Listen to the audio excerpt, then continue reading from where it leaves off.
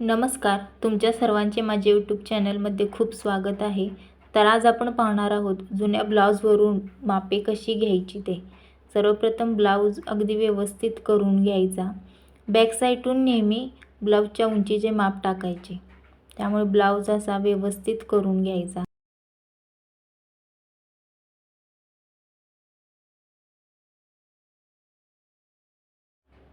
उंचीचे माप नेहमी इथून टाकायचे.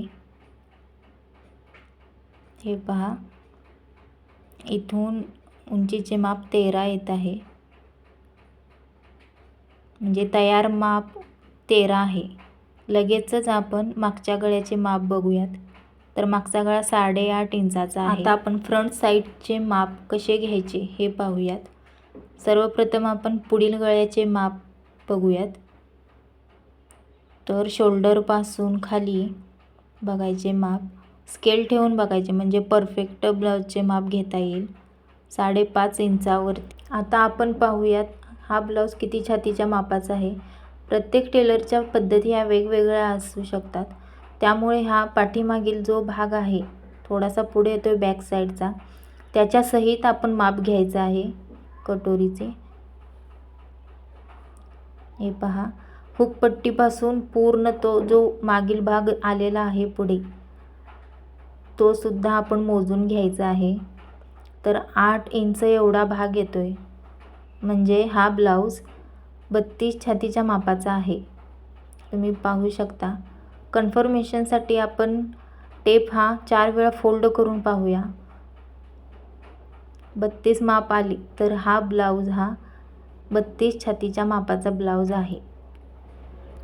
पाहू शकता, 32 इंच आलेला आहे, म्हणजे हा ब्लाऊज परफेक्ट 32 छातीच्या मापाचा आहे. आता आपण बाही लांबी बघूयात. बाही लांबी आहे 5.5 इंच. हे पहा, लगेचच दंडघेराचे माप टाकून बघूयात. दंडघेर किती आलेला आहे? दंडघेर आलेला आहे 4.5. 4.5च्या दुप्पट करून घेऊ आपण टेप फोल्ड करून, तर 9 येतंय. आता आपण कमर घेराचे माप बघूयात. कमर घेर हा हुकपट्टीपासून घ्यायचा नेहमी मोजून.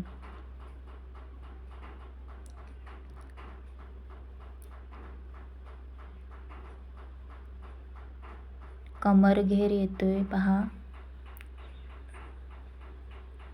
26.25 येतोय.